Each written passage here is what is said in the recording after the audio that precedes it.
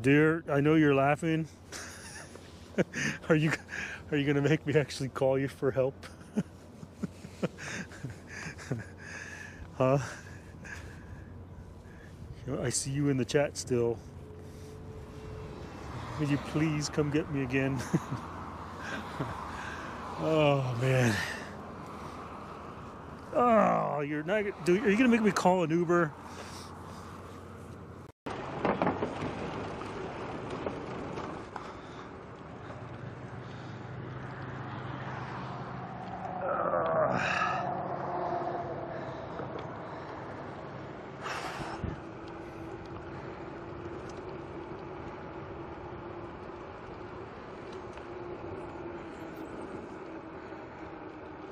I'm not 100% positive, but rumor is that that bridge that I just went under is where COVID started.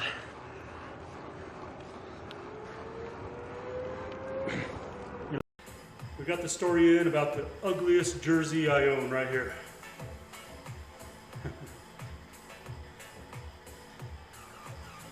The ugliest jersey I own, but I earned it. I spent 2 years investing in my physical fitness, my racing capabilities, and I earned this jersey here, championship jersey.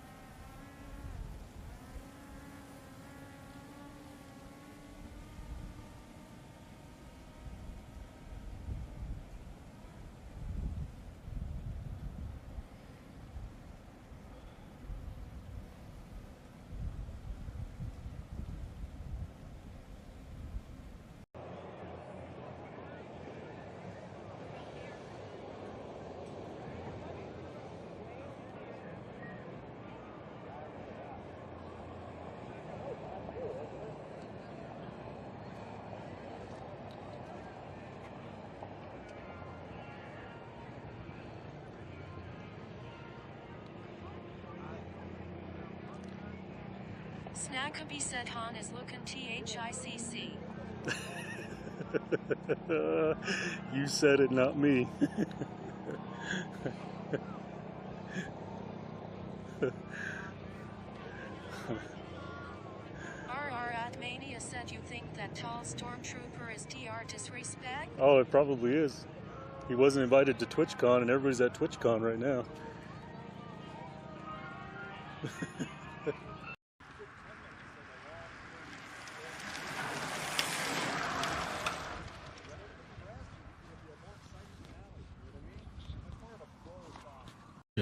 I think we'll be good just to get another year under the belt and out of the way, especially since 2020. You know, my mind goes back to 2019 and thinking about how excited people were for the year 2020. I mean, I recall reading memes and tweets about the Roaring 20s, even though the Roaring 20s was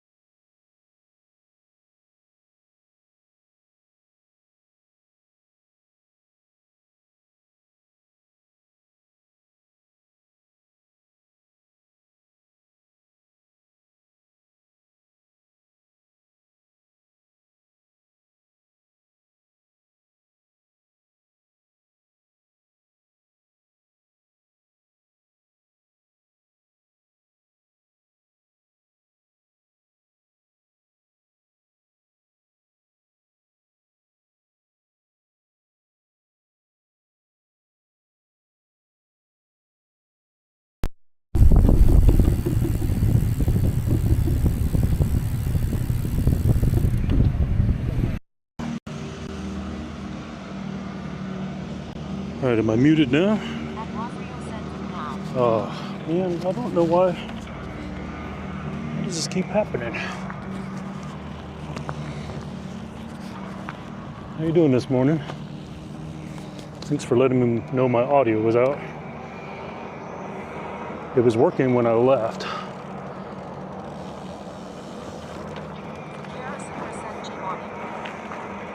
Fake race car. Hey, I was looking at some of your Strava posts, man. That picture where your bike is up against the fence post by, look like a Ford museum.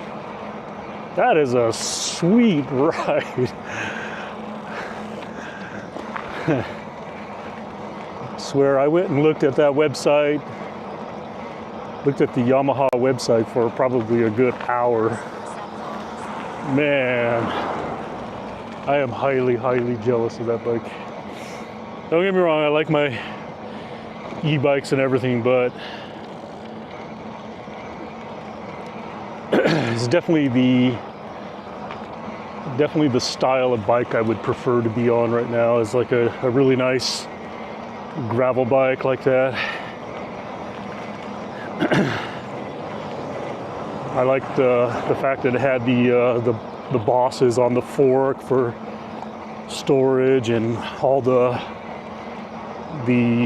bosses on the rear stays for, you know, racks and things like that. That is the bike I would like to use for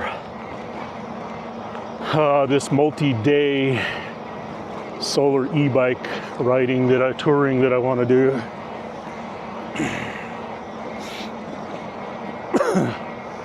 But I'm gonna have to.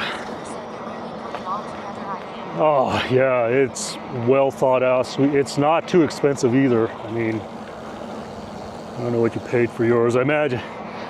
You know, I know what the retail is. Good. I know what the retail is, but it looked like based on a couple of Google hits, you could get it for just over $3,000.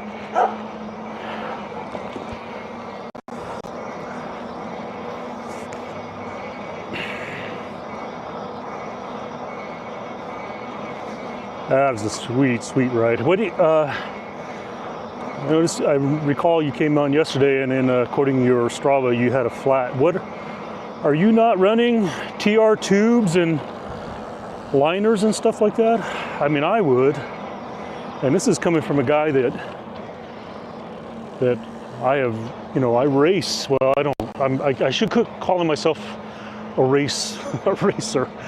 I don't race anymore, but from a guy that has raced, you know, and understands lightweight wheels, all this. There's not one bike in my house anymore that is not running. Okay. Yeah, I guess you can't beat a nail, because like even this bike here, I call it bomb proof. But the one ride that I was out here the other couple of weeks ago, it got a 3-inch nail in it just right and punctured. It went all the way through the Tannis armor.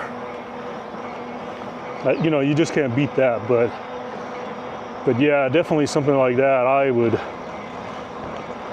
if I had that bike, I would definitely be running some 700 by 40 TR tubes and liners, without a doubt. But man, oh man, that is a sweet looking bike. I love how it's nicely integrated, looks clean. Is my camera okay? Yeah. I can't tell if it's moved.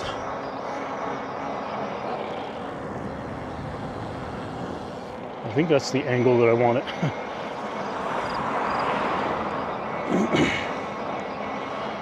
I actually wanted to go up a tad higher. We'll leave it for now. I'm not going to worry about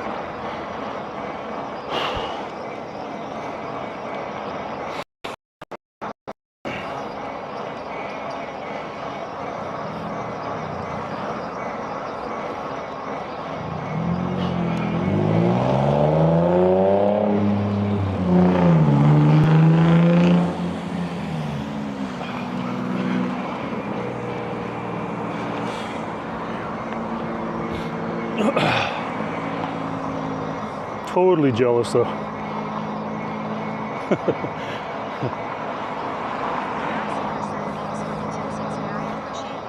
No problem. Even the color is nice. I wouldn't find myself gravitating towards that color, but even the color is nice. And from what I could tell, you don't have options on the color. It's like Yamaha says, here you go. This is the bike. I'll take it. I could, the other mountain bike, the e-bike that I have, that I won, I could sell that and I could have one. That's how hard I was looking at that website. I'm like legit thinking like, how can I get my hands on one of these suckers?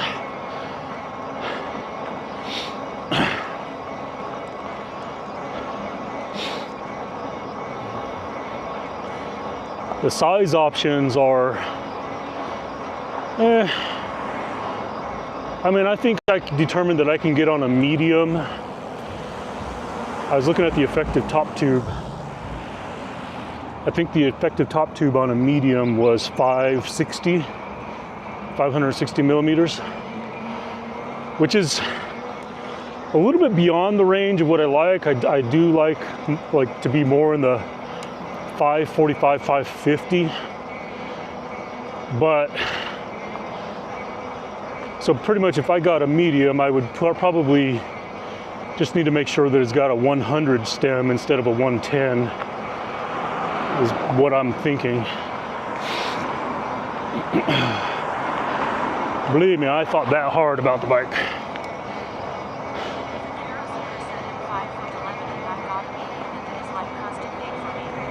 $5.11. Okay. Yeah, I'm 6 foot. What is your inseam? Are you like a 30, 31?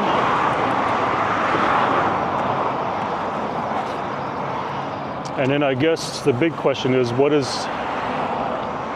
sure you haven't measured your reach or anything like that. 31, okay.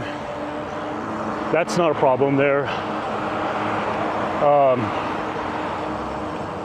The fore aft is what I would be concerned about, which is actually a couple of measurements. It's good grief, look at all, we got a lot of rain here. There's a couple of measurements, so it's pretty much a straight line, a vertical line through the center of the bottom bracket and how far the nose of the seat goes back. Okay, so there's that one measurement that I look at. And then there's the measurement from after you set that position. Oh, and of course the height, which for me is 78.5 from center of the bottom bracket to the top of the saddle. I sometimes run 79, but generally 78.5. So then you have the straight line nose back from the center of the crank, and then you have the measurement from the tip of the saddle to the center of the handlebar, which I believe for me is 5. Can't remember my measurement. So there's that measurement. Okay, then you run a parallel line across the top of the saddle, and then there's the drop from the top of the saddle down to the handlebar, which for me, if I'm a full on running my bike full on race ready, I'm gonna run like 8 centimeter drop. But my gravel bikes and things like that, I generally tend to run them like 10 to 11, just to sit up a little bit higher.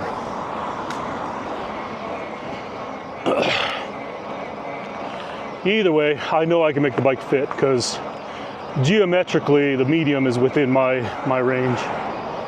I know I talked a bunch of shit just fell out of my mouth, but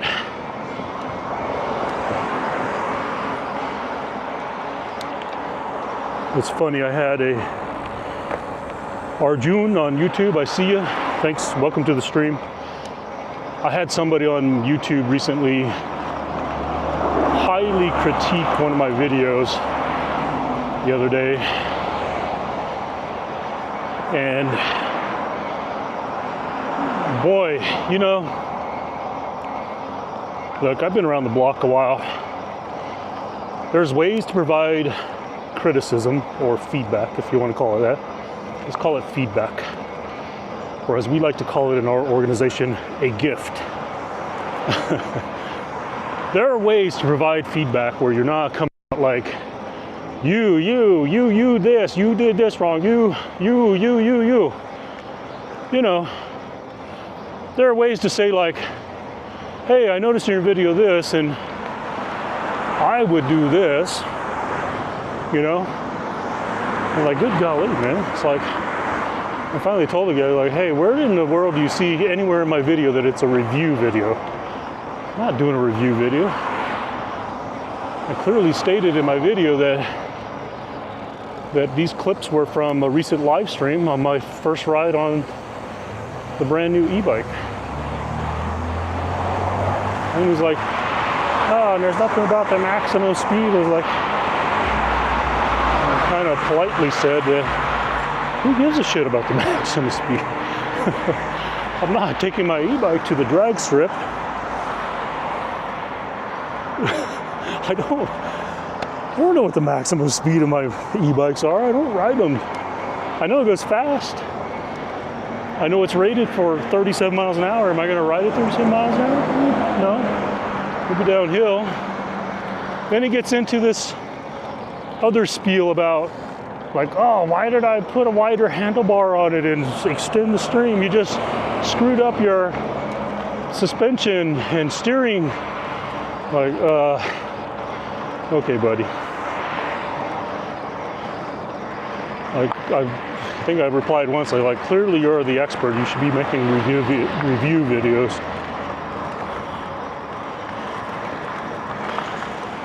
I know nothing about widths of handlebars, relation to shoulder width. I know nothing about fit on a bike, why I need 110 millimeter stem on this bike versus 50 millimeters to kind of, you know, open my torso up, get me a little bit better steering position over the rake of the fork, you know. Does anybody understand what the rake of the fork is? I mean, I'm just like, and I could have come off and just like replied back with, look, dude, I'm not a novice. I probably know a heck of a lot more about bikes, bike setups, fitment than you. I don't know. But we kind of went back and forth with, hey. We kind of went back and forth with banter and comments, you know. Like, the guy couldn't even understand why I locked out. The guy couldn't even grasp the concept on why I was locking out my rear shock. I'm sorry, my front shock on that bike. It's like, because I wasn't planning on riding in the gravel. But then all of a sudden I changed my mind and decided, oh, I think I'm gonna ride the gravel. But, you know, it wasn't like I was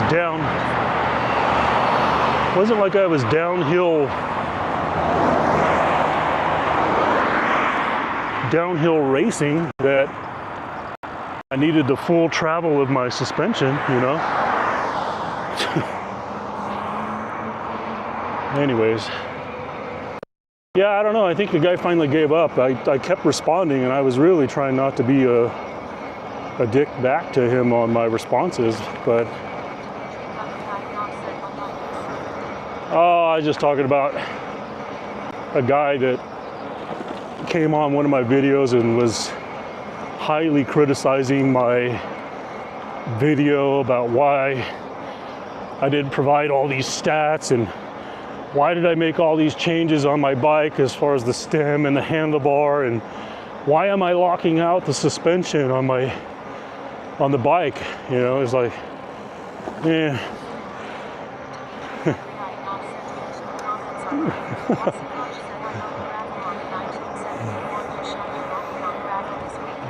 Oh, nice. A Peugeot.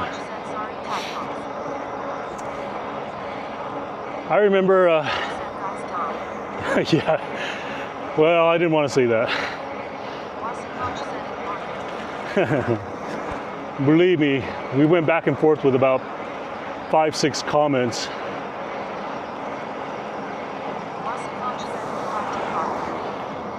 Peugeot, man, I remember, good golly, before I got the Cinelli that I got when I was a junior. So the first bike I got when my parents bought me a bike was a Shogun. Look that bike up.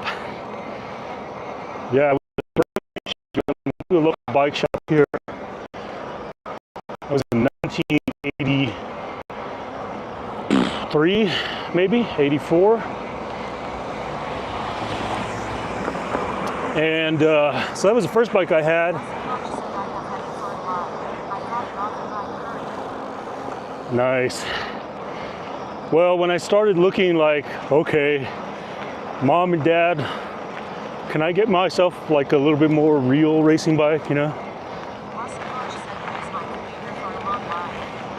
So I went to a place at the time, I think it was Northeast Schwinn Cyclery at the time. And man, they had a beautiful black Peugeot on the rack. I was like, yeah, that's my bike right there. I think I lusted and drooled on that bike. I would ride to that bike shop almost every other day and just go look at that beautiful black Peugeot. Yeah, it was a black Peugeot, had the white handlebar tape. I don't remember what components it had. For the life of me, I couldn't tell you, but heck yeah, I wanted that bike. I was like, oh yeah, I want to be a... Didn't Laurent Fignon ride a Peugeot? I think that's who I was kind of thinking, like, yeah, I'm going to be like Laurent Fignon. Well, I think it was like probably in 19... Look at that big old cow. Yeah. Hell yeah. It's all about the man, not the bike. I think it was finally in 1986-ish. The bike I ended up landing on was orange, nice. I think I ended up getting a, at the time, it was branded under, who was the famous Ironman back in the 80s? Dave something? He was sponsored by Centurion Bicycles, but Cinelli Bicycles had branded a bicycle under the Centurion brand. So when you would go, so when I went to the bike shop, looked at this bike, I think it was like $800, and it had Campy on it, Campy New on it. Sweet bike. It was so you see on the fork crown. Yeah. You can see on the crown, it was chrome, and you could see the Cinelli logo, and then on the rear stay. Walmart bikes are actually too bad. I saw a video. Some guy was purchased a gravel bike from Walmart.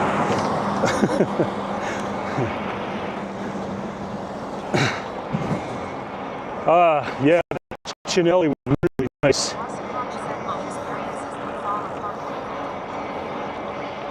Yeah, I mean, it depends on what level of bike you get to. I mean, there's the absolute junk ones. There's absolute junk, and then there's the ones that are really not that bad a quality, that as long as you put them together properly, you know.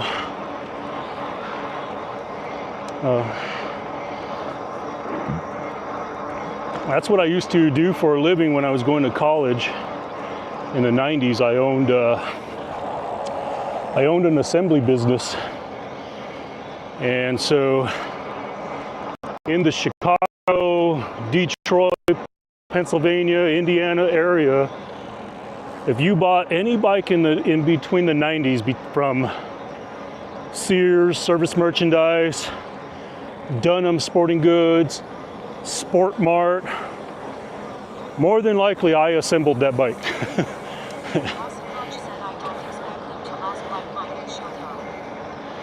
Yeah. I mean, the only thing you got to watch out for on an old bike like that is fatigue. But you know, if you didn't like highly stress it out from racing or anything like that, it probably would last forever. Oh man, there's a lot of cars coming.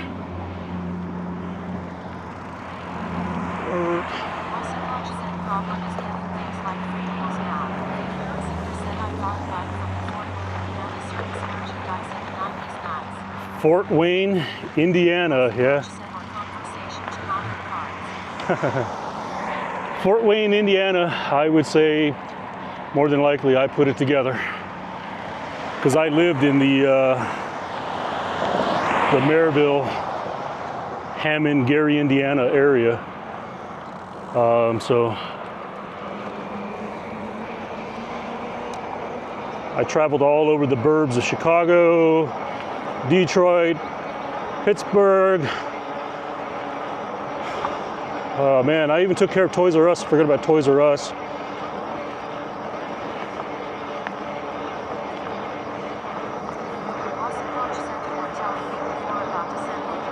Yeah, I did that for a living. Just, it was. It paid well. I mean, you gotta look at it this way. The 15, I think then it was like between 10 and 15. I mean, each place was different. The $10 to $15 assembly fee, I made that.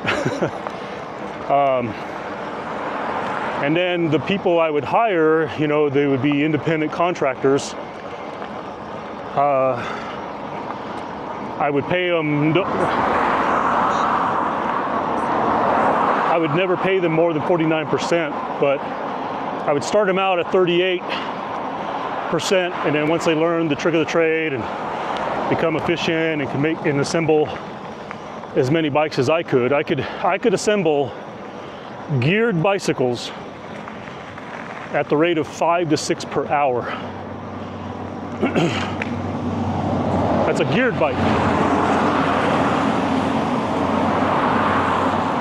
You know, I had a really efficient assembly process.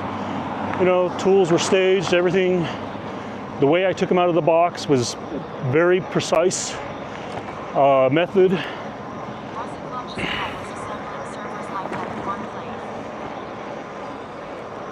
Like in a system, right? Like you had a pattern, a rhythm.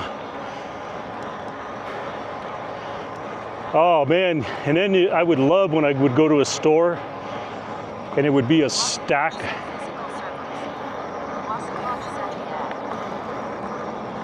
It would be a stack of 16 and 20-inch kids bikes.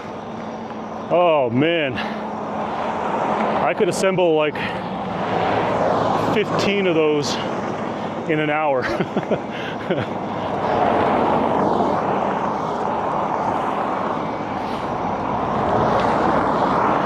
I had one Sport Mart In Lakeview, Chicago. I don't know if it's still there or not, but there was a Sport Mart in Lakeview, Chicago.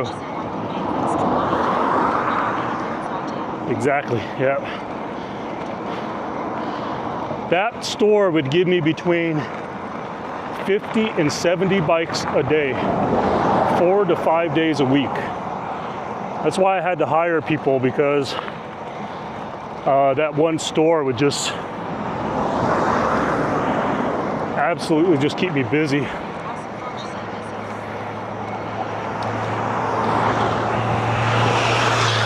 Good grief, dude.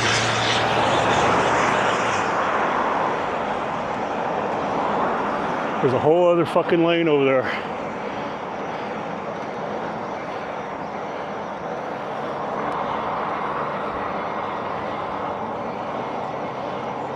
I lost my train of thought. What was I talking about? Oh yeah, I would leave my house. Oh, poor Snake is dead. I'd leave my house at about 4 o'clock in the morning just to beat the traffic up into Chicago, because I lived in Northwest Indiana, the Maryville area. Head up to Chicago, beat the traffic, be in my store by like 5 o'clock. I would finish up my day, sometimes by noon. Try to take in another store, like head over to Surface Merchandise, you know, Toys R Us, another place. Visit one of my crew or take someone, go train them.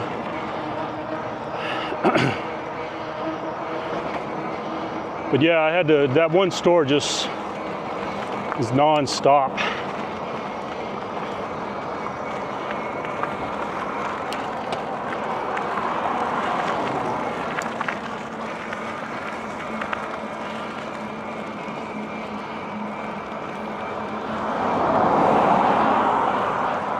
And then they got into traveling around just because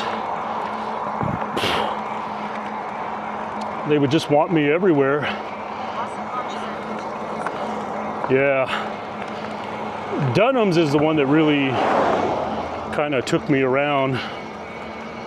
Even though I would like maybe go grab a hotel and stay a week. I just eventually left Chicago, you know, finished school, left Chicago, really wanted to just come back home. Came back to New Mexico. Then I ended up leaving here and went to Cleveland. I left to Cleveland, you know, for the same reason. I had landed a contract with DP. Do y'all remember the brand DP? It does.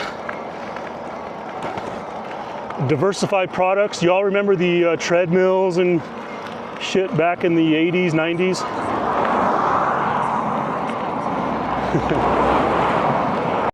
I was doing all their warranty work, in-home warranty work, while I lived here. And eventually, yeah, I think it was. I'd have to Google it and look at it. I'm pretty sure it's an American company because, yeah, when you would call their tech support and warranty, it would definitely an American company. But anyways, a combination of that and I don't know, Dunham's Sporting Goods was really making the offers really sweet to move back. So I ended up moving to Cleveland, Ohio for a little while.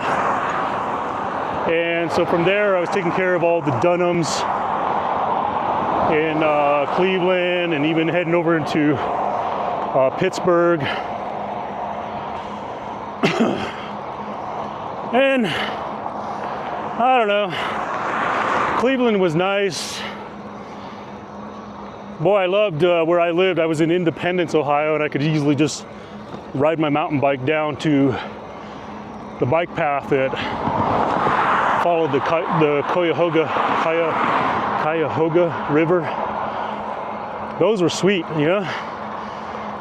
You know, salt licks in your backyard, deer would come up in your backyard. I don't know. I like the Southwest, what can I say?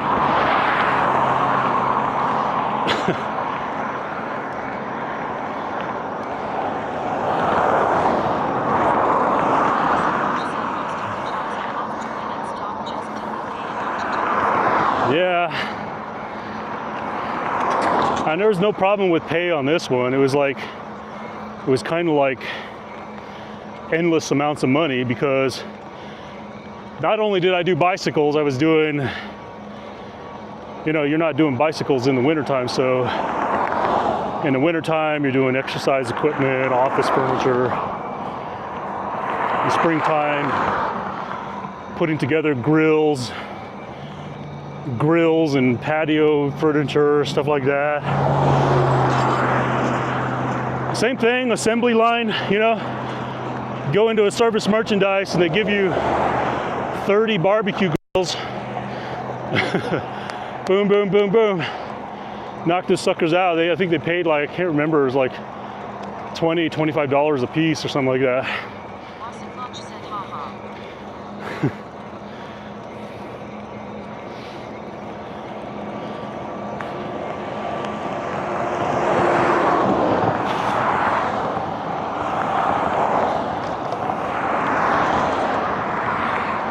Those are fun times for sure.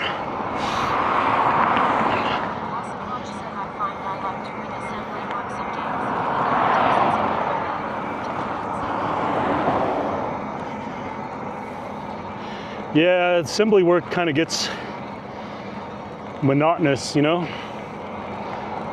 Even in when I moved into, you know, later on, you know, when I got into actually being a truck mechanic, diesel mechanic, bus mechanic, you know, of course your jobs are always different, but when I got with the ship, there were oftentimes things that would just be repetitive, you know.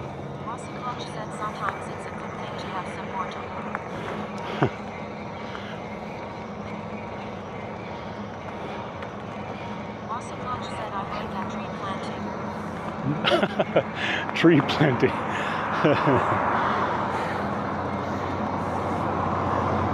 Imagine, yeah,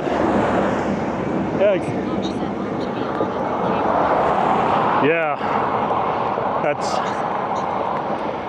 yeah, no, I hear you. That's one thing about when I was assembling, you definitely work alone. I mean, there were times you would bring in a crew.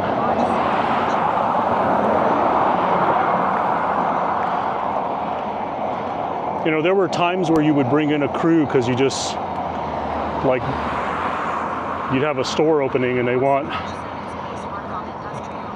200 bikes.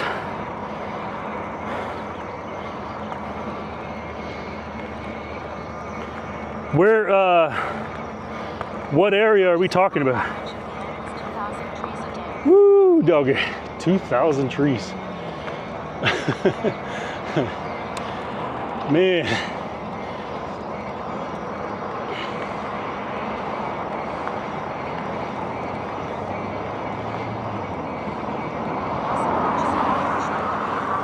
Oh, I got you. Let's see here, people. You do realize I got a green light, right?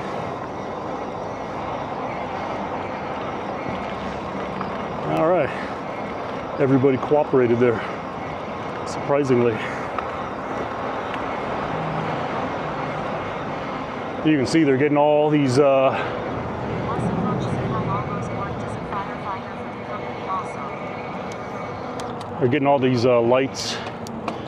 out and ready for the big fireworks show tomorrow at the Balloon Fiesta Park.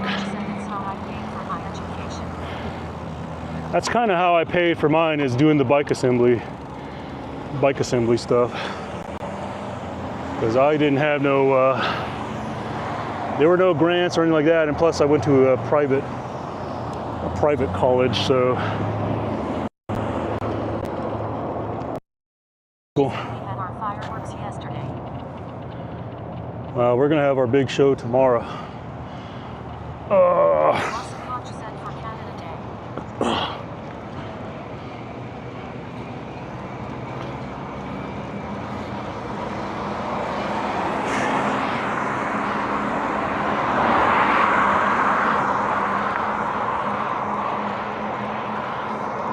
Loss of consciousness is also my birthday party property to be recovered by loss of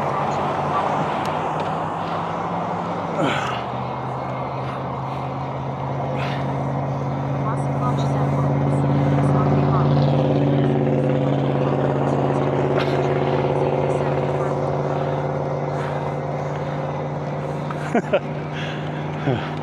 Are you shitting me?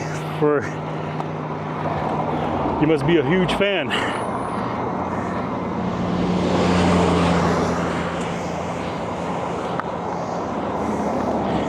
Well, so Clutch, I think you just reviewed, good golly, I can't even talk. Revealed something about yourself. If you're forgetting days, that's a sign of old age.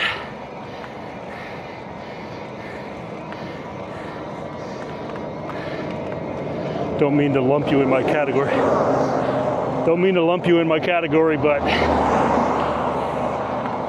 my wife gets upset at me because I have no concept of time, calendar, days. Loss of consciousness sign that orange yesterday. Loss of consciousness also can be all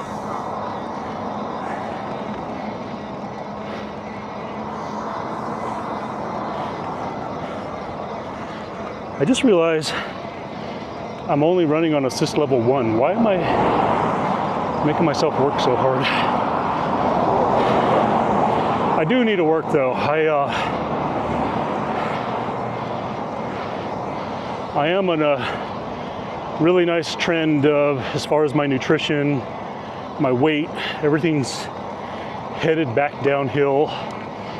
So, you know, even though I'm not out here doing zone 2, zone 3 lactate threshold, you know, I am moving. I'm essentially doing the equivalent of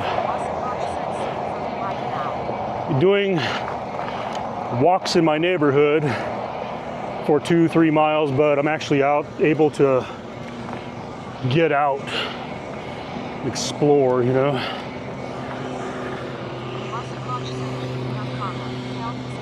Yeah, thanks. Yeah, especially with this whole blood clot thing and how it's changed my life. You know, my weight. I was making adjustments in my nutrition and everything. Believe me, I was, but something just wasn't meshing, and I don't know. I went from where I was pretty much race ready for USAC cycling eSport championships at 200 pounds, and whoop, next thing you know, like up at 228.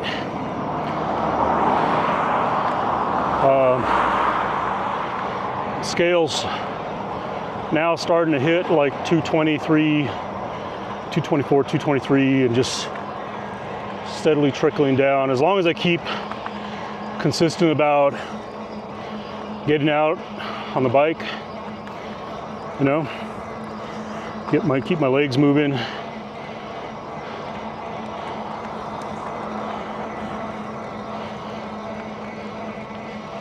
I don't necessarily have to be training, you know, just get out, burn some calories. But I do feel like I could bump this assist level up. It is, I'm definitely working a lot more than I prefer to.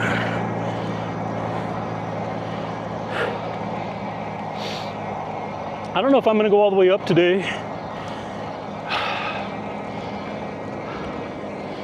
I I might you here and maybe we'll head in a different direction.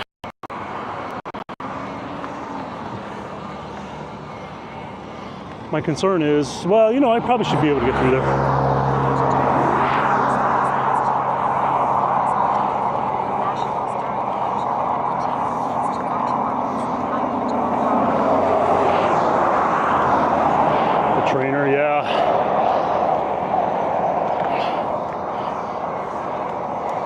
That's nice. Are they doing it on Zwift or the what's the one that everybody's kind of switching to? Gosh darn it, what's it called? I want to call it Wahoo, but it's not Wahoo. Whoosh, right? That's the one that everybody's switching to. Swoosh or whoosh? My whoosh, there you go. Yeah, makes sense. So you probably got to do all the power meter videos, the weigh-in videos, all that shit.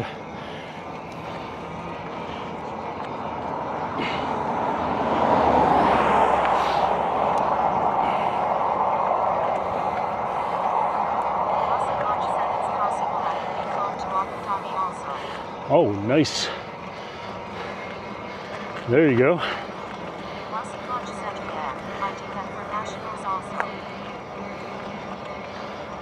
So did you compete in the one that just this past January? Because I think they do the USA and Canada like simultaneous, right?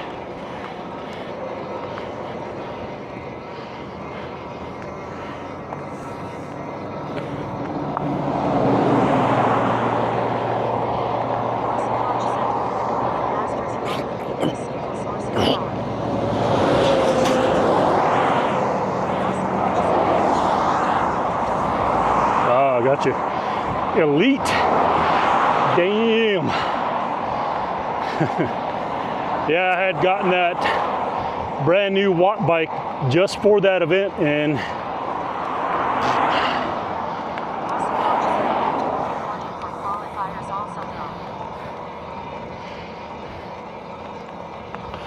yeah, I don't think I'll ever. I have the ability to dual record because on the watt bike I have Osciamo power meter pedals, but I will never be elite status. I'll just put that out there. I hate using strong words like never, ever, but yeah, it's just not. It's just not in my mind as far as goals or accomplishments to be elite. So that's why I can probably use a strong word like never.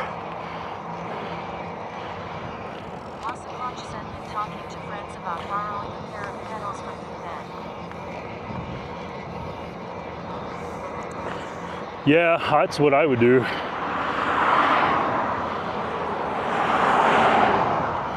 The only problem is, well, I don't even know that's a problem, but I had somebody try to shame me on a video about sticky watts of the Osciamo pedals.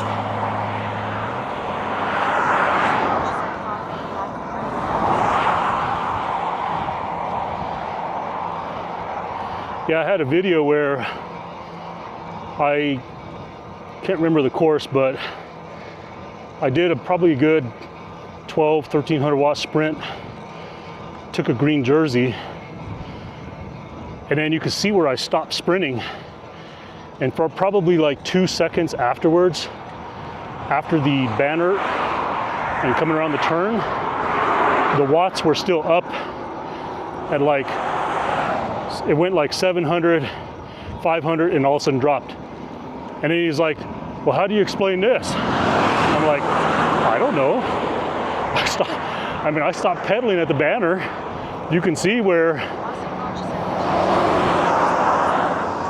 oh, they are, but they have if you look around, there's a rule about sticky watts, and people actually use those pedals. Like, clearly I was not in a race, I was on my own. I was just doing a green jersey. Okay, but apparently what people are doing is they're in a group, they mash the pedals for a bit and get that like 700-800 watts coast, and then they do it again. So pretty much, you know what I mean? So they're not having to stay on the gas. They're taking advantage of the sticky watts. But I don't know what this guy's point was. Clearly you could see that the sticky watts had nothing to do with me getting a jersey. You can see in the video, I was clearly out of the saddle, sprinting all the way to the banner. Yeah. So I don't know, just your typical YouTube critics. Yeah, there's a few people that put videos out about it. I didn't understand it for, you know, when this guy came in and said, like, what about this? Like, what do you mean? Please tell me, what did the sticky watts have to do with my effort? My 1200 watts.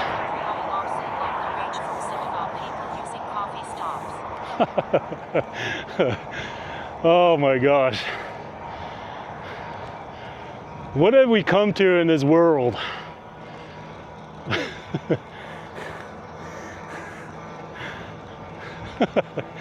Coffee stops.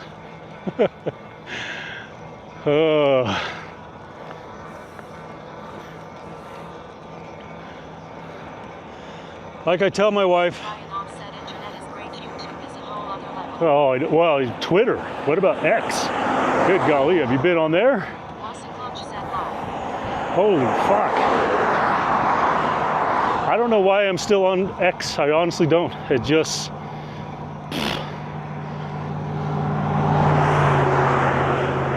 I really don't. I obviously don't engage in political talk. I really try to be positive about me, social media, what I do, you know, things like that. But you just can't escape all the bullshit on your feed.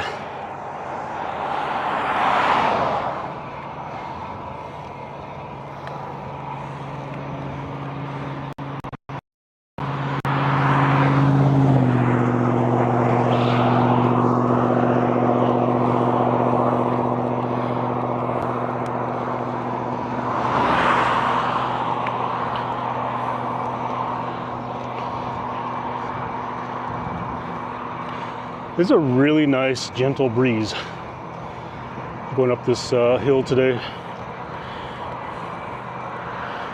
I don't know why I am making myself stay in level 1.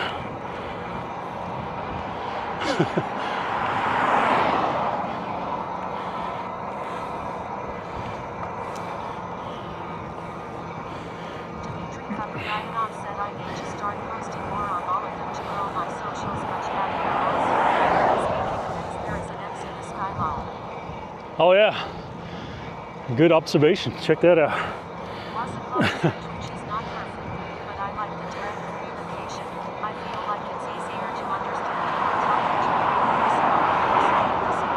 Yeah. Yeah, Twitch is nice about that. By the way, y'all. By the way, y'all, I'm also live on YouTube, which unfortunately text-to-speech doesn't work there, but I am occasionally glancing down and looking at the chat. One of these days I'll figure out an app. I know there's a couple out there. I'll figure out an app that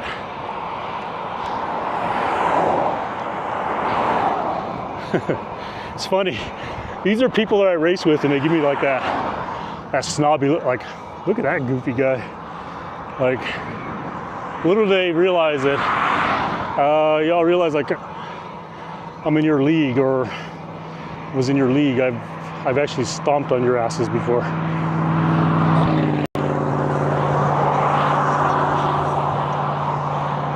Yeah, that's real-time IRL. That's what I'm using. But I don't have Android. Pistaja, is it Pistaja? Where am I going? I don't really know where I'm going today. I might go, I said I wasn't gonna go all the way to the top of this hill, but I might just go to the top and turn around and head back home.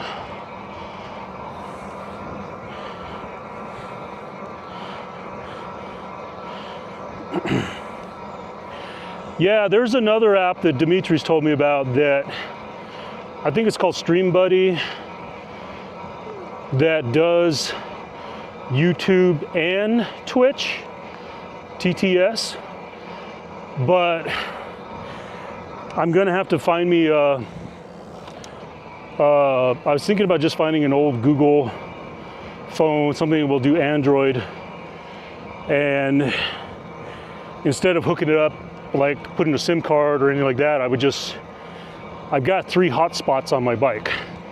So I could just connect it to one of those and make it work. So I'm probably gonna look into that. I will say that I already have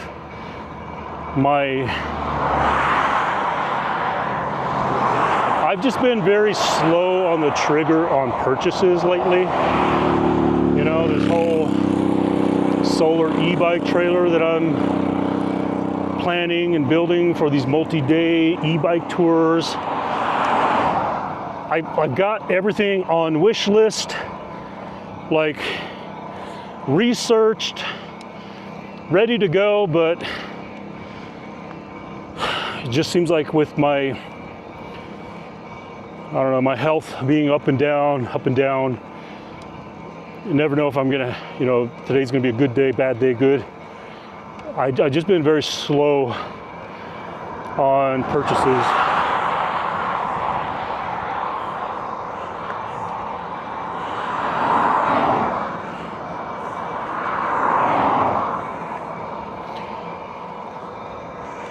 Blandon, welcome to the stream, by the way.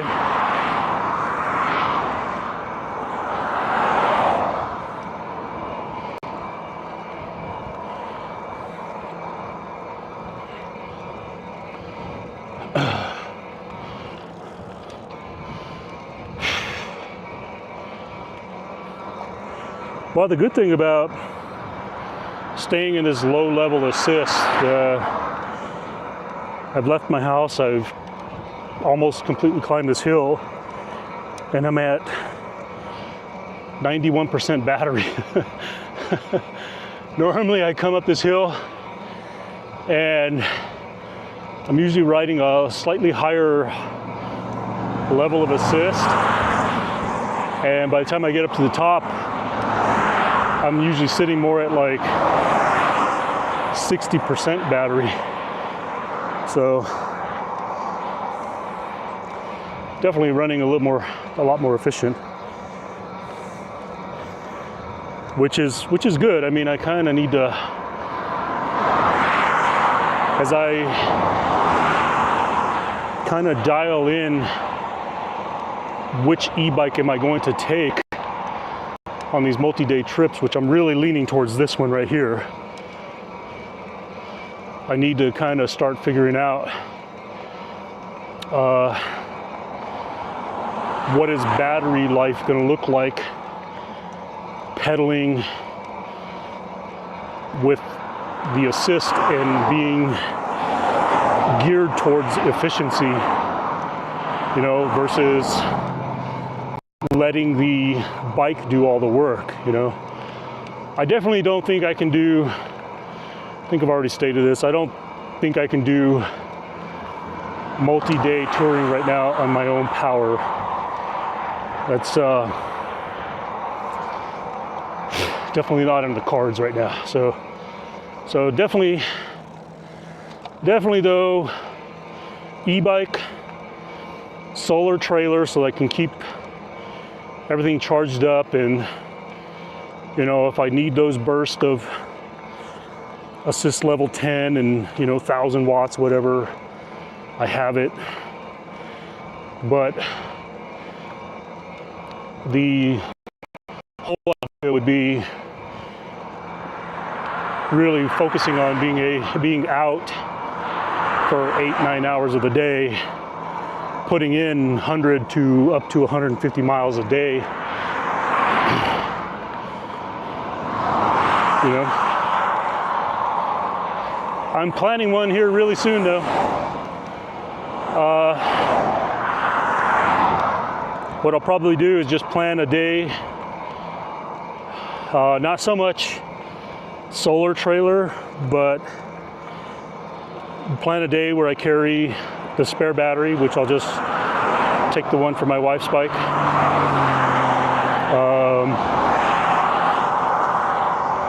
Just kind of get an idea what this bike will do on its own without pulling a solar trailer. I did test this bike out the other day because in my research I've heard that there are certain e-bikes that when it is plugged into charging power, that the e-bike don't work. So I tested this one out. So I plugged the charger in and was able to operate the throttle. So this bike here does simultaneously operate and charge at the same time. So that's comforting to know that that's a possibility. Because what I would do, well, on this first trip, I would just take a spare battery, get an idea how far I can go, swap the battery, you know, return home, and then eventually plan a trip where I get this solar trailer going and just keep it plugged in, continuously charging the whole time.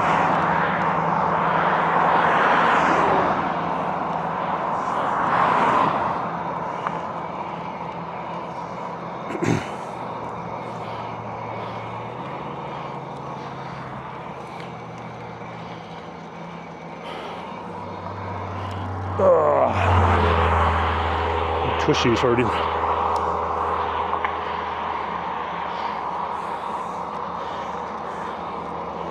Why is my phone struggling with keeping the chat connected? I don't get it. I don't get it.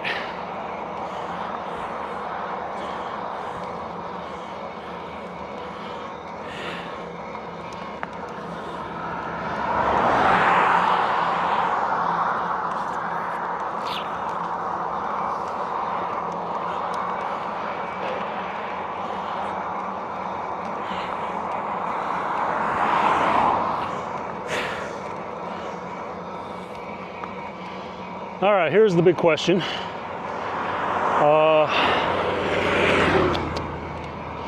Should I go up where I was going and just turn around, or kind of like head up into the mountain a little bit?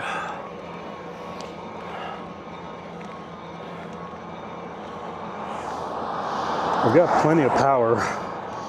I'm now at 83%. I'm half tempted to go up, but the road goes up this way in the mountain has been closed.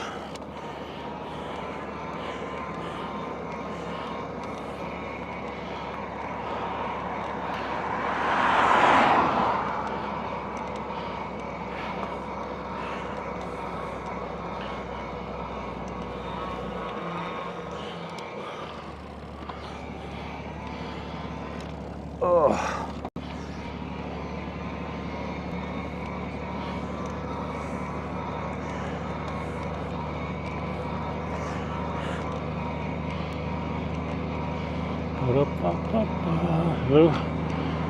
Alrighty. Listen to that. What is that, a Cummins or a cat? Sounds like a cat. No, kind of sounds like Cummins. Yeah. 855. 855 Cummins.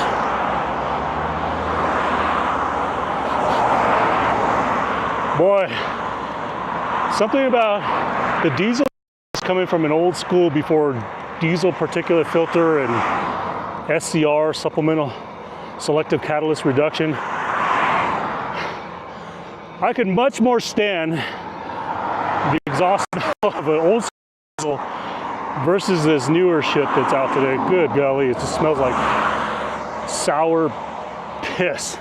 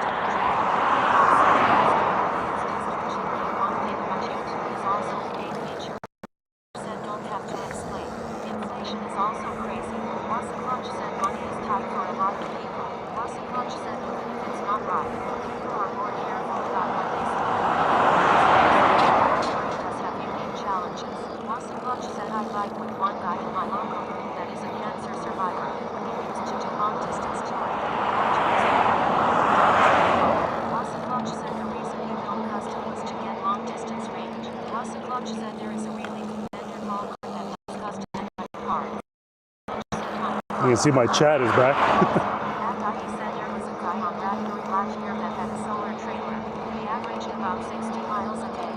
Some days up to 75-ish to rock for him. Is continuous good for the battery, or would it be better to have a spare and charge that and then swap them as needed? That guy, he said, elbow down. Go to where Tetra calls down.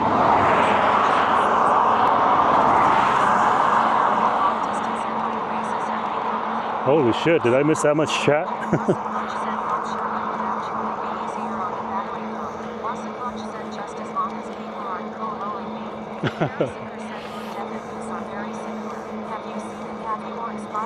Holy crap, that was a lot of chat. Man, a lot in there. Sounds like everybody was commenting on my battery conversation, the diesel conversation. I'm sorry, y'all, I'm not even sure where to catch up and respond on that. So I think I can make one comment about the battery thing. I've heard that it's generally not a good idea to charge while you're riding, but there's some falsehood to that. I mean, there are a few people that are actually doing big states or United States, and they are plugged in and charging simultaneously while they're consuming battery. So I think that's a bit of a myth. So I definitely, oh my God, there's something dead in this field out here. Woo.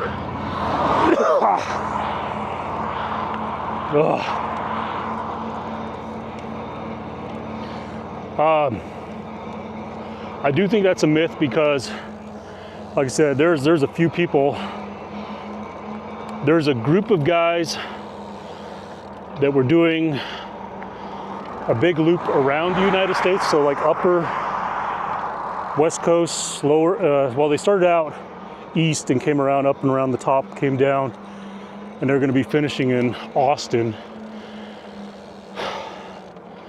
And there's a lady that is going across the United States, I can't remember her name, but she's got a full sponsored getup though. I mean, she's got a Specialized bike, solar trailer, and you can see on her, she's clearly plugged in. I will tell you this, I do intend, yeah, I do intend, even when I run the solar trailer, I'm gonna take a spare battery. So my plan is, I don't know, I'm kind of going back and forth on the plan. The plan is use the solar charger, the solar trailer, keep everything charged up, swap the batteries when I need it. That's kind of what I'm leaning towards.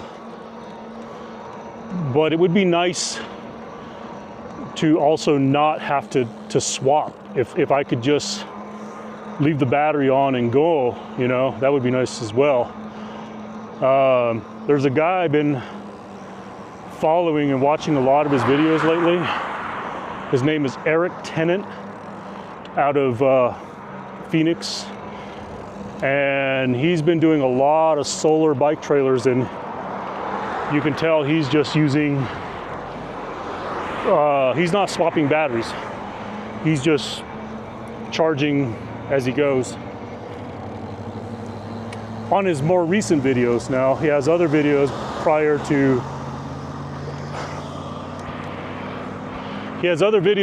to, where he built the trailer where he was swapping batteries. Then he switched to, now he keeps multiple batteries on board, runs them in parallel, and so he's feeding off, oh man, County Line Smokehouse smells good right now. He's running batteries in parallel, and so he's feeding off of multiple batteries.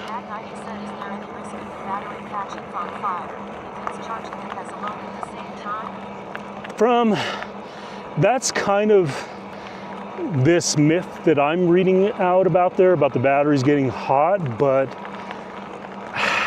I'm telling you, Eggy, I've seen more videos of people that are charging while using than those that are saying, oh, it's not a good idea. So yeah, I don't know. I guess I'm just gonna have to test it. I do have a, what do you call it, a infrared temperature gun. You know, I'd probably just take that with me and, you know, kind of shoot the battery, monitor, things like that. Yeah, I don't think it's as big as an issue as some of these. Now, some of the videos that I've seen that the people that say that it's not a good idea, those videos are also like 2 and 3 years old. You know, the videos that I'm watching of people that are doing these solar trailers around the US are a lot more recent. So I don't know. I don't know if I'm sure battery technology has changed.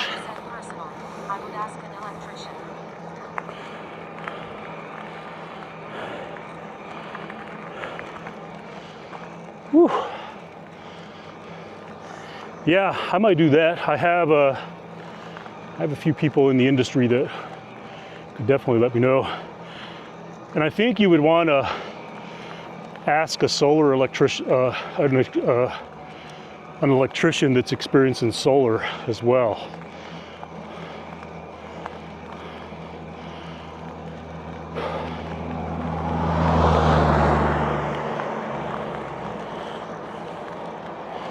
Man, my all right, y'all, even with the E, my legs kind of bothering me a little bit.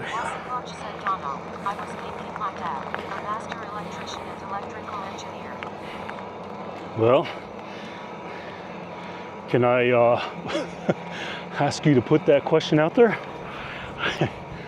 I do still have some time before I start planning these trips.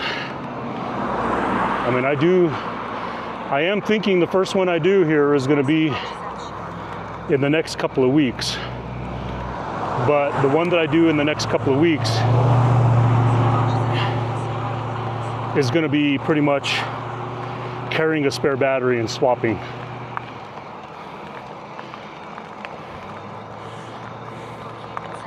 Power Common Line. Hello, hello. How's it going?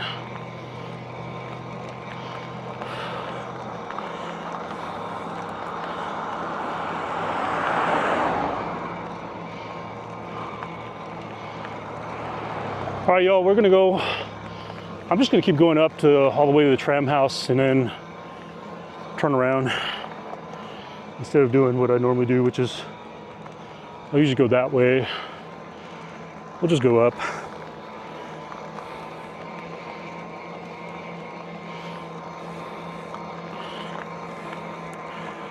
MXW Monkey.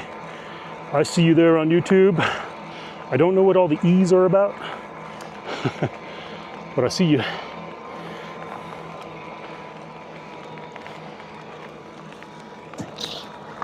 There I go, lost my chat phone again.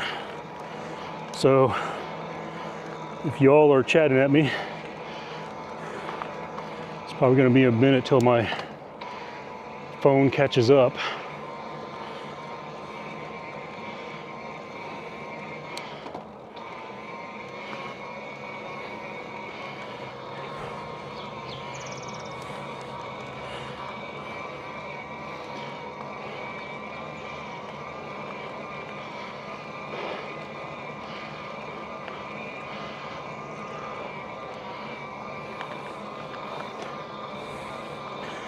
There I go, getting commercials on my own YouTube channel again. I even logged out of the app and logged back in. I'm still getting it. Angry Guru said moms are asleep. Everyone closed your TVs. Dmitry Kupriyanov said it's not the ad. Hello. Mod. He said I was just looking. My trip in August to Red River if I can swing it. I might come through Elba. Maybe. He'll hit you up for a room. All right. Heck yeah. Throw me a whisper. I'll. Dmitry Kupriyanov said told you click the bell to see activity. We'll ask you to log in again. Let me see here. Bell. Okay. Oh, okay. Oh shoot, I may have to stop up here and do that. Okay, so I got you now. I understand.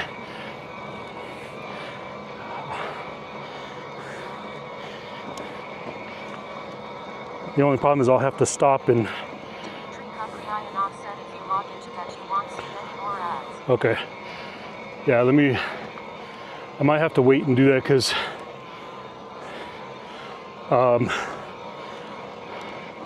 it's going to require me to switch apps to get to my authenticator app and everything because I have my Twitch set up on a token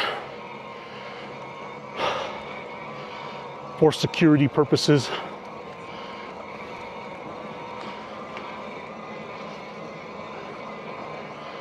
This is one steep parking lot right here.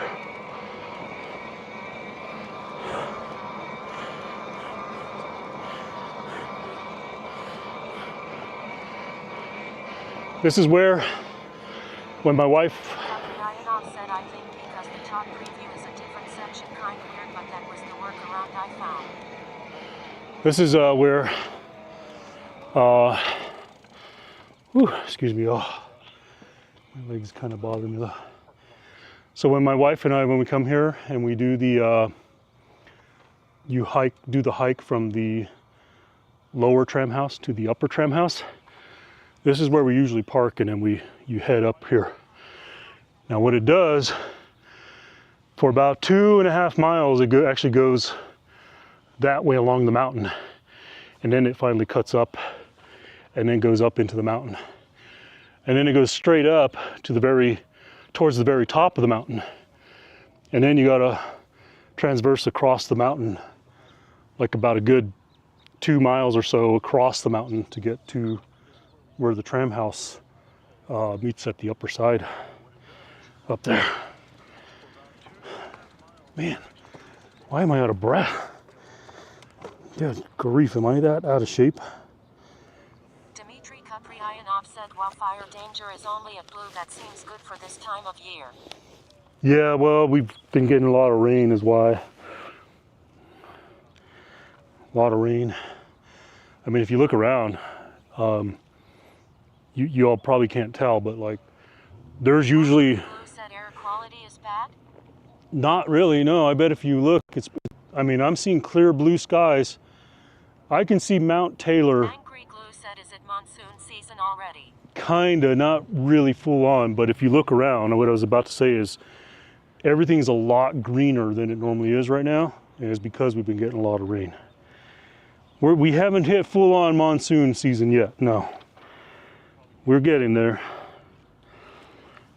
But, I mean, look, I'll turn the camera this way and you'll see. Let me see here. Let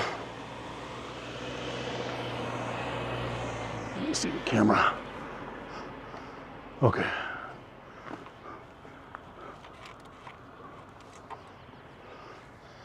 I don't know if y'all can see that or not, but you can see all the way out to Mount Taylor. Which, you know, if the skies were, you know, if our air quality was low and there would be a haze and you wouldn't be able to see Mount Taylor from here. Mount Taylor is probably a good, I don't know, how far is that? I want to say it's over 100 miles away.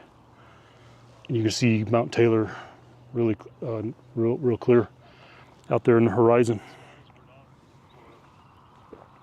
Can y'all see that in the video or not? Let me see here. I can't see.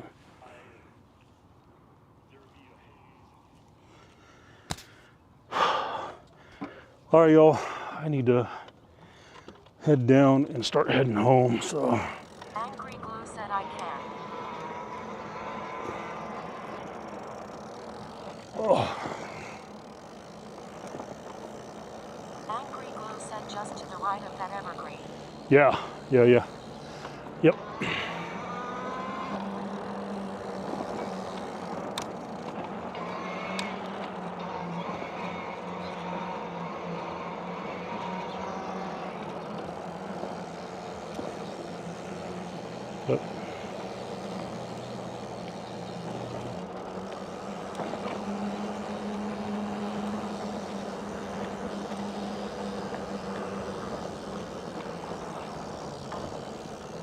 Angry Glue said, mountains, beaches.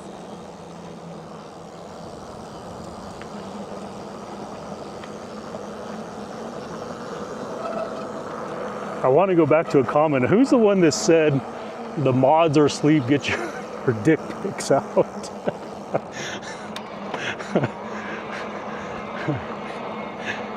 Oh my gosh. Dimitri, are you sleeping? Oh my gosh. That's hilarious.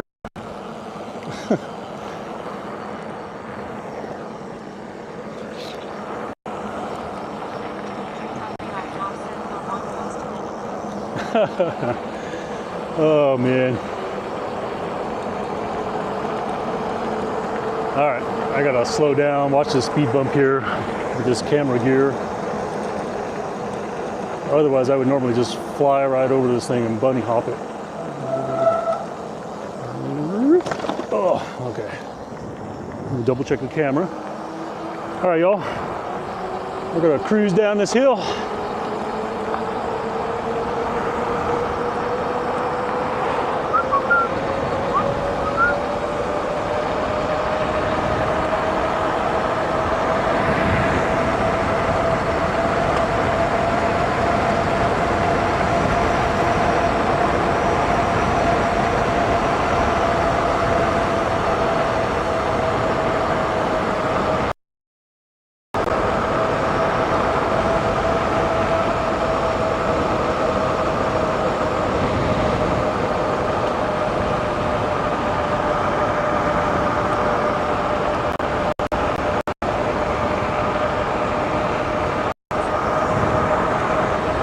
Wee. Good grief. 35, 36. Woo! And that air is cold on the nips. probably cut glass.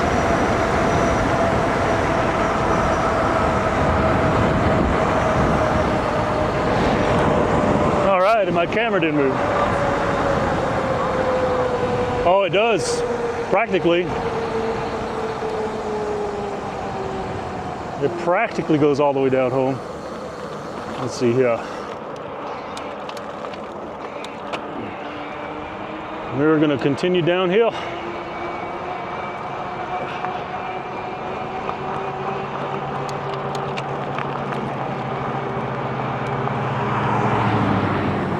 Oh wow, my camera's actually staying stable. I always get a little concerned when the winds get a little higher that it's going to start twisting on the pole, but it's actually holding right now.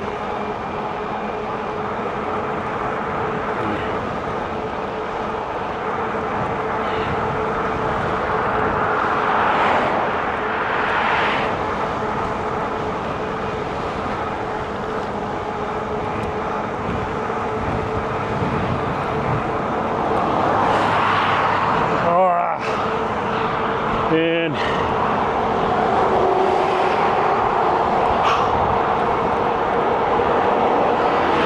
I really hate this sensation in my leg. It's so unnerving. It makes me want to back off. And it's probably, I don't know. I mean, I don't really fucking know. It's probably an indication that, yeah, you're pedaling a little too hard. Blood's not able to flow back.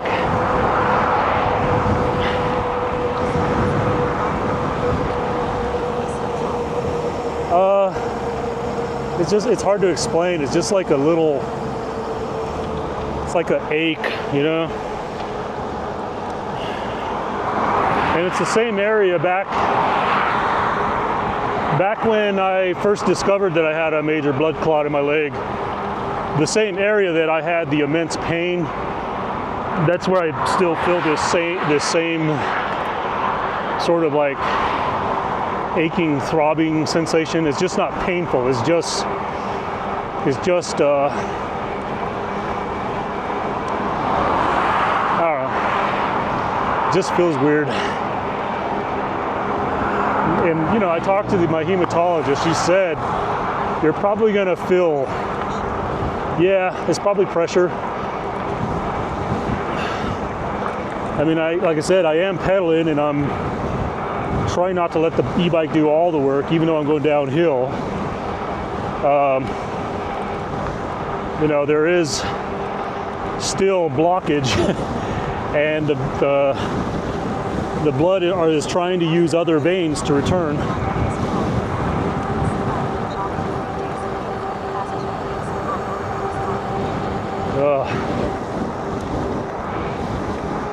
Oh, look at these guys, man. They are out of the saddle, hitting it hard.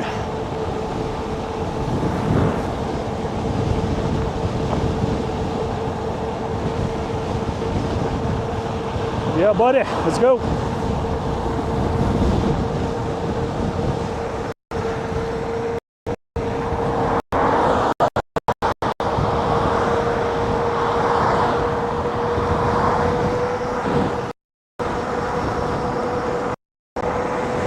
Why is it windy going downhill? I thought I had a tailwind going up. Oh no, I had a headwind going up. Why does it feel like a headwind going downhill?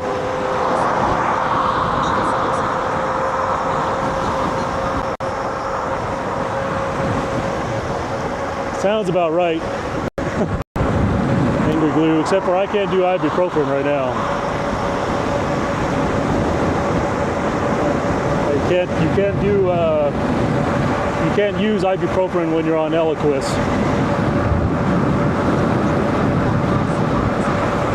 Yeah, I think it's just a strong crosswind is what it is what it feels like now.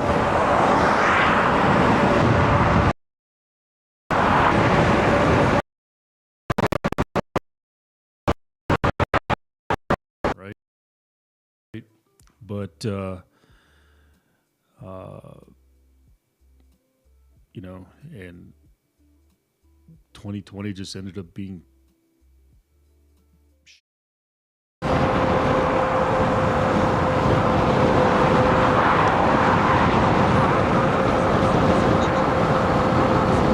wow, I never seen a low bit rate through there.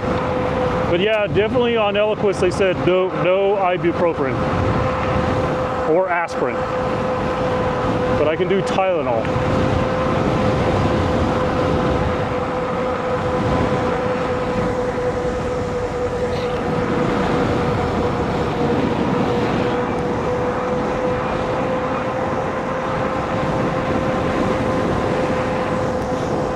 There's a friendly old chap.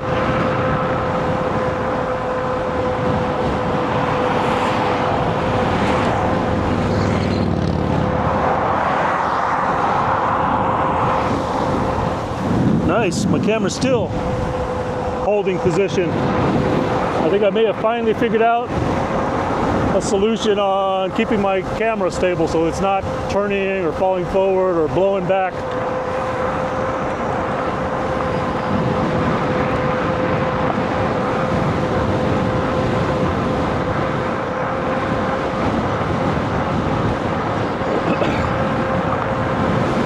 When I get it all mounted to a solar trailer, it's going to be a different story.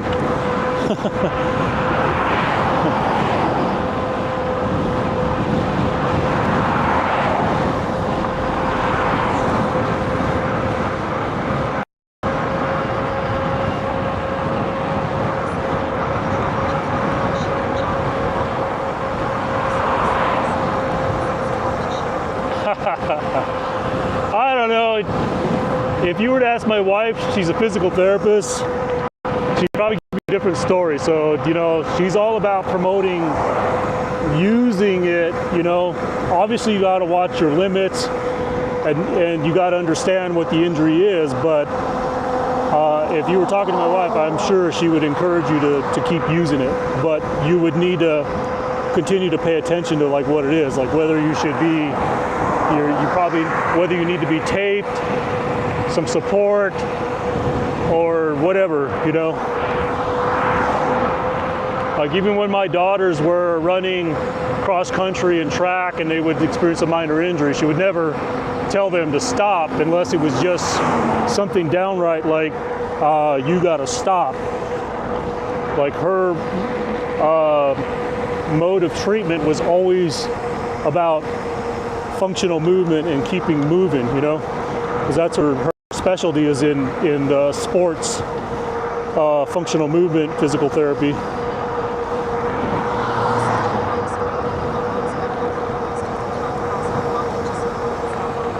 Yeah, exactly. You know, as long as you're careful.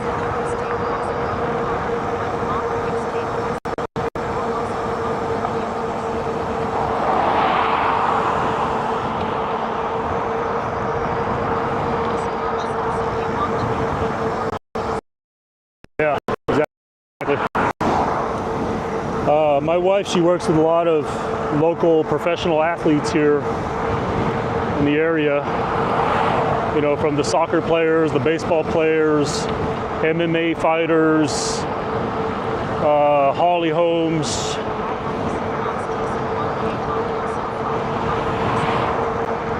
Me too.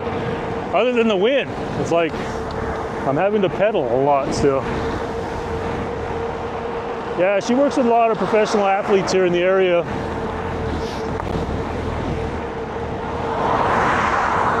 Speaking of which, we're going to the soccer game tonight.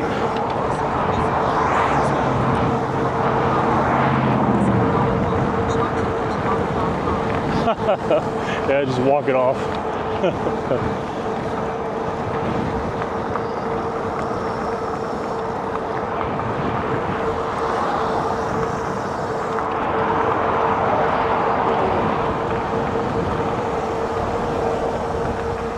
You got a bone protruding out to the side. It's like, let's walk it off.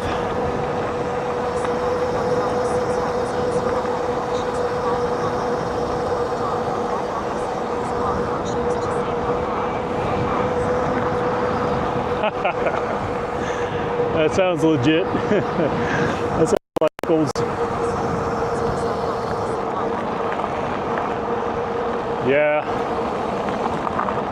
It certainly wouldn't hurt to just like get it looked at, x-rayed, things like that. That way you just know you're not dealing with any kind of like something stretched, something hairline fracture, you know.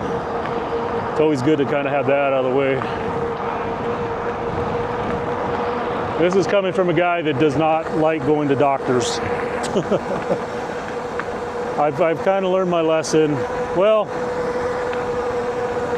learned my lesson, but not learned my lesson about following up and having things looked at, you know? Yeah, oh man, tell me about it.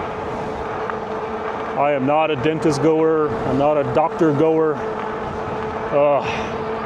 I know I'm not speaking properly at all, but just don't like going. But as I've gotten old, you know, I've had to learn that I really need to stay consistent about seeing my primary for regular physicals, checkups. Blue said, I love the dentist. Don't get me going on the dentist. Angry Glue said, I know weird. Wasaclutch said, yeah. You're in a class of your own, man. I'm telling you. Wasaclutch said, what? Oh, have you guys not heard my dentist story? I know I said it talked about it on the stream a few times.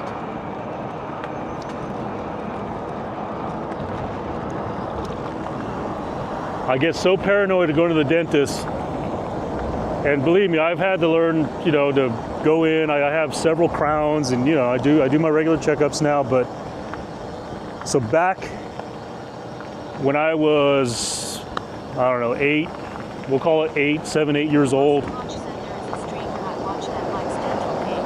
Oh my gosh. Angry Glue said, I neglected my teeth for a long time and spent thousands fixing them. Yeah, I try not to neglect them. That's one thing I've noticed. For going long periods without seeing my dentist, that's one thing they always compliment is like, you do take pretty good care of your teeth. That's because I don't want to go to the dentist. But back in the day, well, I'll call it 3rd grade, so I don't know, 7, 8-ish years old, maybe. My mom took me to the dentist, and this is back in the day before you had, you know, where your parents were in the waiting room with your children, and the dentist was doing something in my mouth. I don't remember what the hell was going on, but I gagged, and I wasn't going to throw up or anything. I just gagged. And next thing I know, this guy's hands are around my throat, and he's like, and he's yelling at me, "You ever do that again, I'm gonna choke you." Yeah. I was so scared out of my mind. Never told my mom about it. Never told anybody about it. So that's all. Said my dentist says my gums are red, and I say that's because I did 6 months of flossing this morning. No, you can't do it all at once. My dentist had a game. You can't do it all at once. That's one thing I heard one of my young dental assistants years ago told me, and that little thing has stuck in my ear like glue, like it will just not go away. She said to me, "Floss the ones you want to keep." I heard that so long ago. Wasaclutch said angry Glue try and walk pig for a That dental assistant worked for probably my all-time most favorite dentist in the world. Will get better if you try one. I had a dentist when I was, All my back teeth are clowns except one. I've had 2 root canals. I had a dentist that when I was about 16, 17 years old, Dr. Evelyn King. here in. She looked like Morgan Fairchild. My gosh. I never missed a dentist appointment.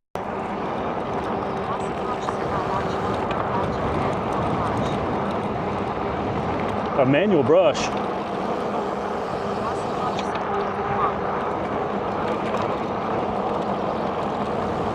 I use one still once in a while when I forget my electric one.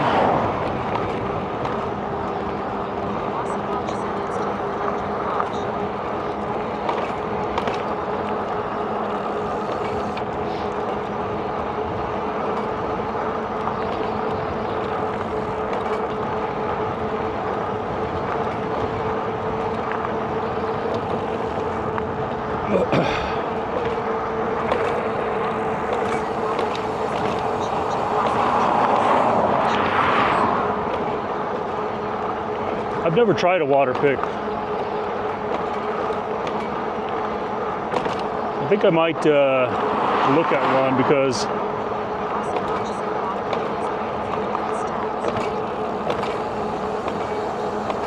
I've oh gosh, damn bumps. This new crown that I got here on this side here, one of the contacts is a little loose, and it seems like I get stuff in there very easily, and it seems to kind of like want to get like under the crown.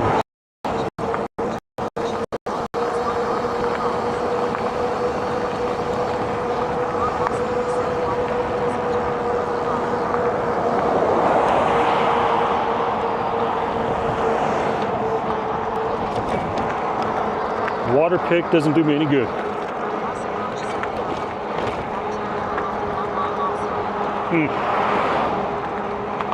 Are there different levels or qualities of water pick, or is there just one water pick?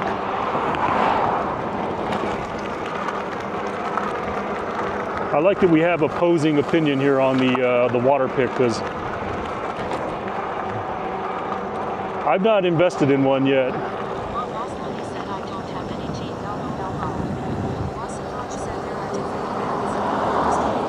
I don't have any teeth. That's not fair. You can't. Oh man. You can't come in here and bash the water pick people and then tell us you have no teeth.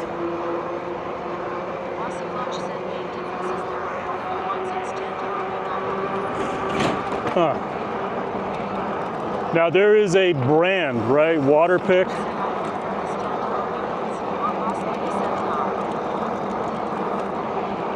Is there a brand like?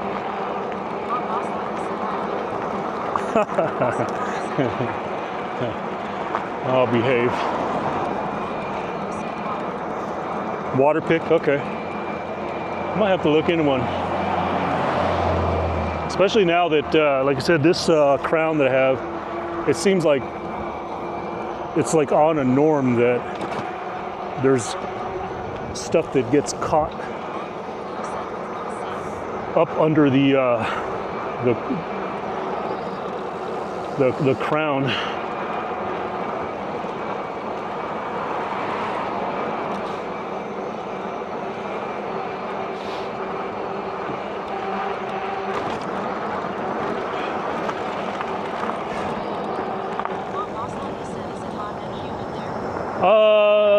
Not really. It's really nice and cool.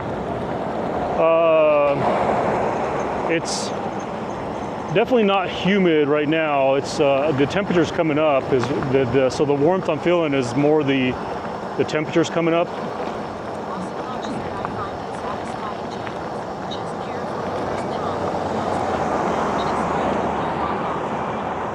If you do exclamation weather, my local weather should come up here.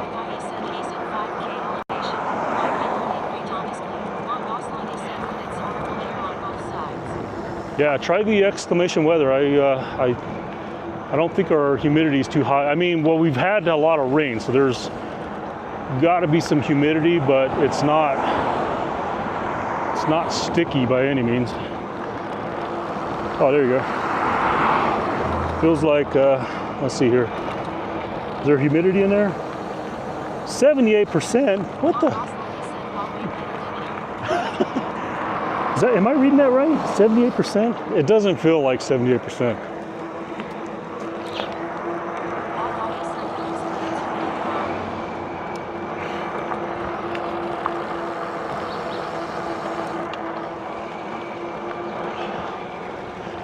Oh.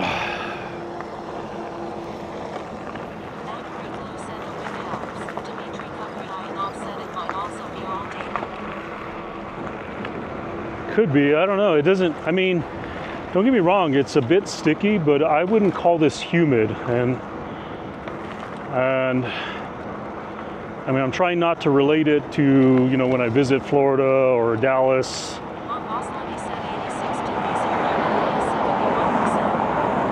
Ah.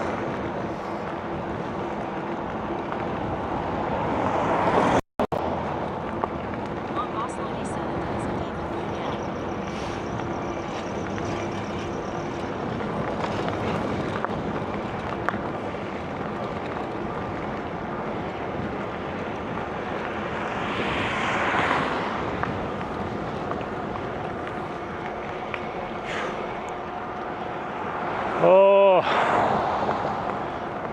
I'm debating whether to just beeline, head straight down 4th Street and head straight home. Let's see here, what time is it? Oh, good grief, it's already 9 o'clock. I might just beeline straight home, y'all, instead of doing the a little bit more scenic route.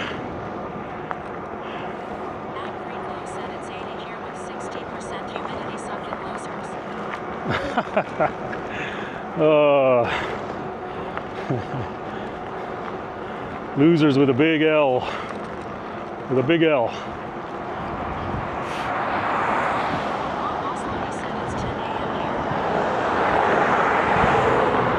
$10 a.m. You must be I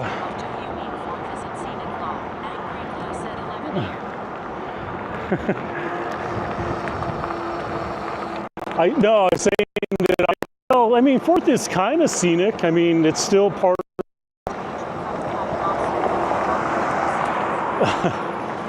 It's like kind of scenic, but not as scenic as if I were to take, like, go right, go through Rio Grande Boulevard and come through the back parts of my neighborhood.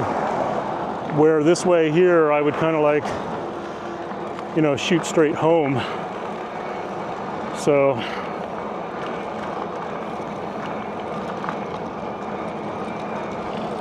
Oh. Humidity is only 51%, but it will come up this afternoon. 101 at 4 p.m. 51%. Yeah.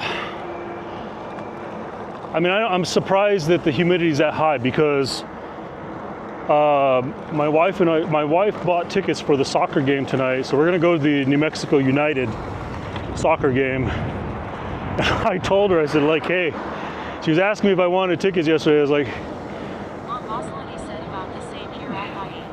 I told her, I said, it's been raining the last 3 nights. I was like, if there's remote rain in the forecast, I was like, why do you even want to get tickets? But there's not supposed to be rain in our forecast tonight. So I will be at the United soccer game tonight.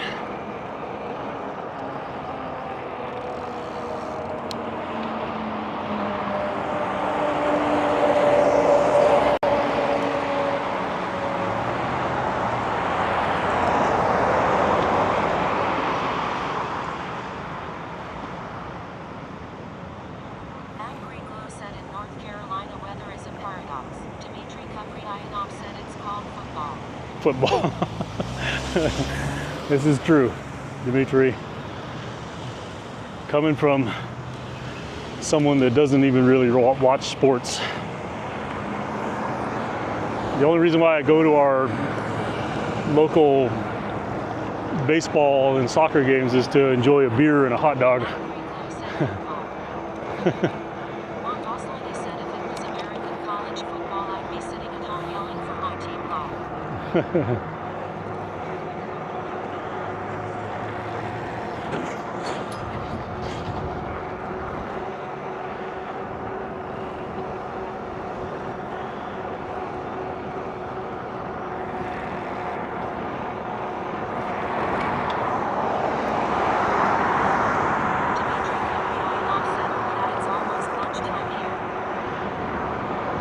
Lunchtime. I still need to go home and make my breakfast. That's right, you're 2 hours ahead.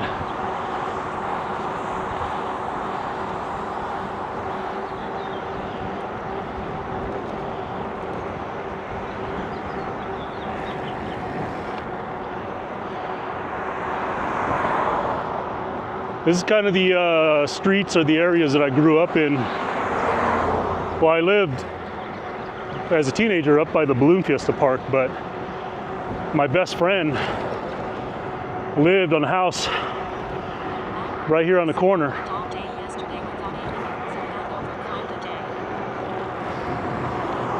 My best friend lives, hold on, let me get my bearings here. Oh, it's up a little further. My best friend lived on a corner over there. Used to ride and race bikes with him.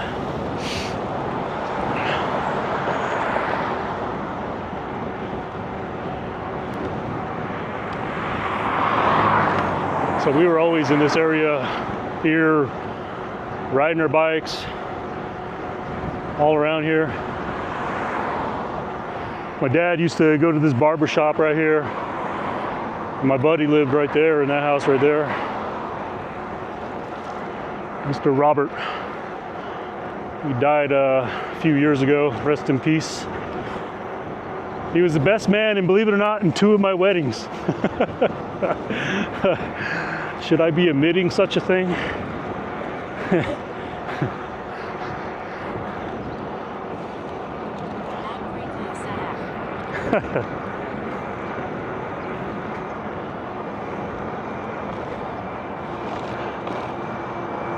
Oh, did we F?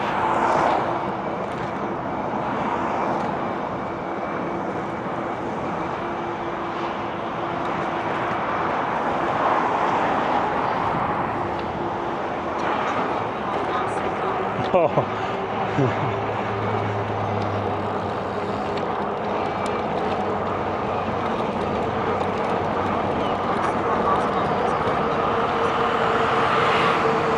Never made a new one, huh? Oh, I've got a few new ones since then, you know. Always had a...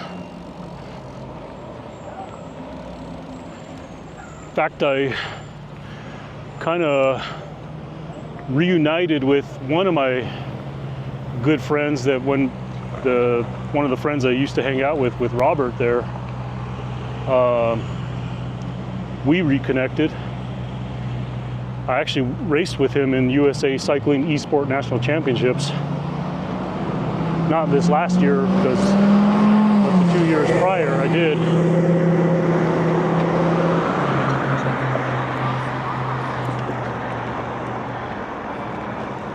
They moved away, or did you scare them away?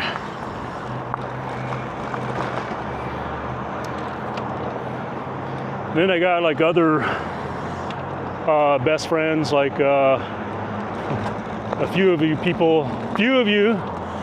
that watch my gaming streams know my buddy Rat Mania. He's a best friend. Look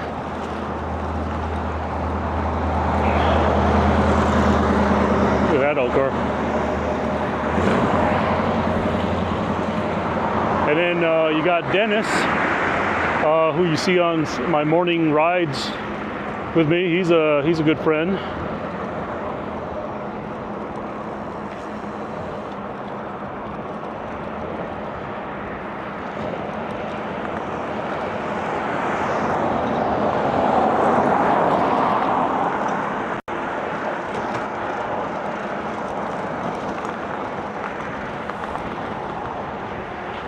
All right, y'all. I'm coming in a slightly different way than I normally do, so I will shortly be at the point where I normally shut my stream down. Suppose we should start finding somebody to raid out. Yeah, let's raid out. Everyone, we got a little ways to go though, but appreciate y'all stopping in on the stream this morning. It was a great ride, really nice and cool. It was nice and cool. Definitely a chill, easy going ride. Yeah, for sure. Who knows, fake race car, you might see me with one of those Yamahas.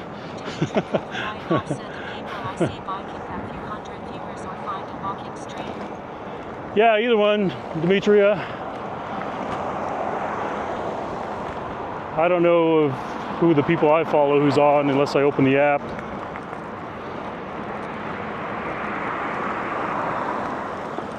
How about Sarah? Is she out? Is she still out touring?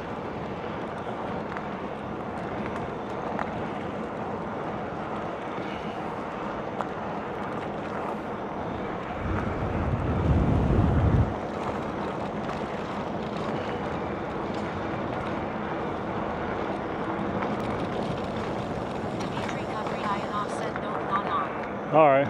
Well, whoever you want to pick. I think you follow more IRL people than I do, so let's just pick someone.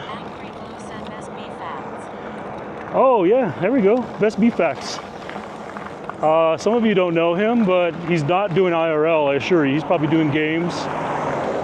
He's a funny guy, hilarious guy. Let's do best beef facts. All right, I'm gonna pull in right here because I'm not gonna be able to turn left here.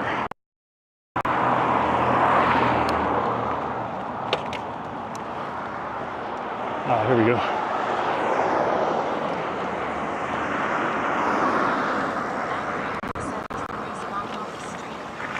There you go. Pay him a visit then.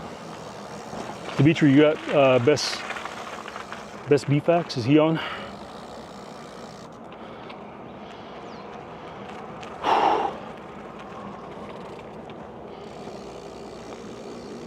What is this? Mobile service. Oh, Corley's, Albuquerque, Lincoln. Oh, wow.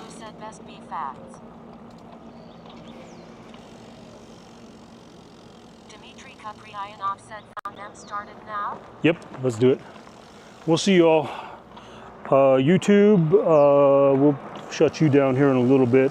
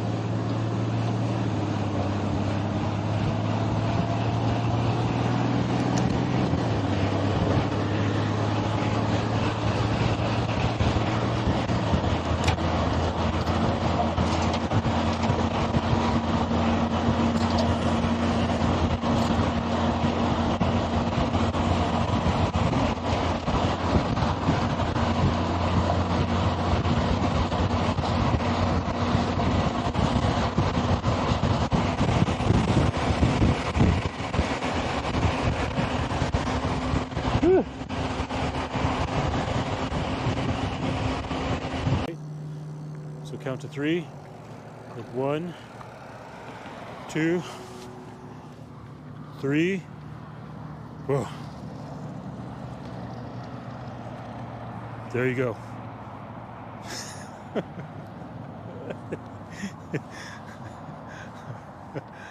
Like fireworks are going off. I'm gonna have to edit this video, put it in my movie editor, like put like sparkles going off and like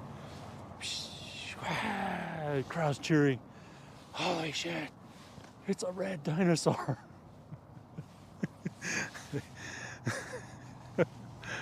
Oh man, I think I just lost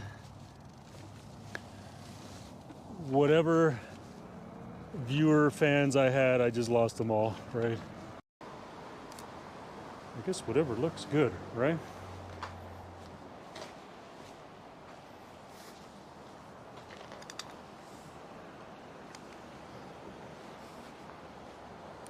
Dimitri Kapriayanov said exactly.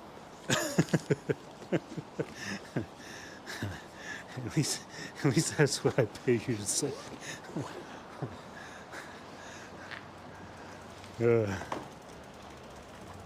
I thought that was a cool scene. Oh man, I almost stepped in that shit. Literally. Ugh.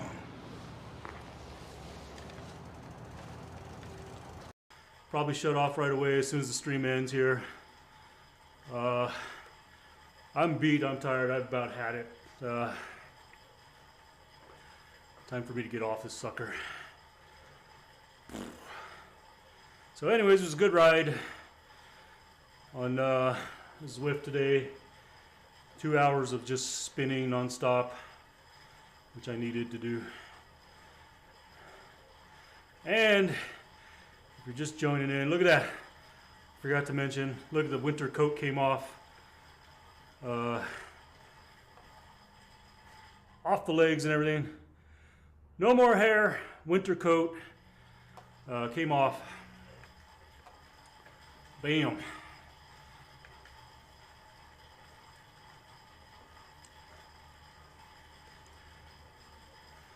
You know us nerdy cyclists.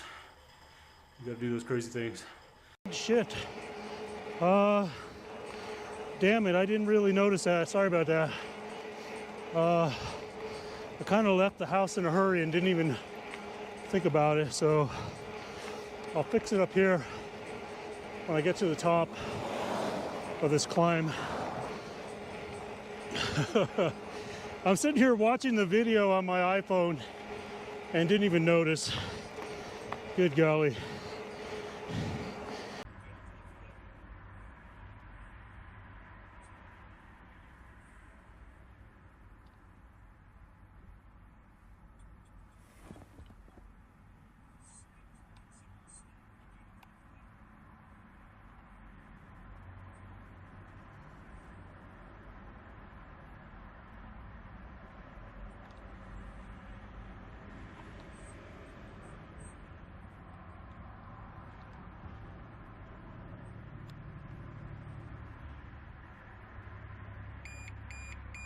Uh-oh.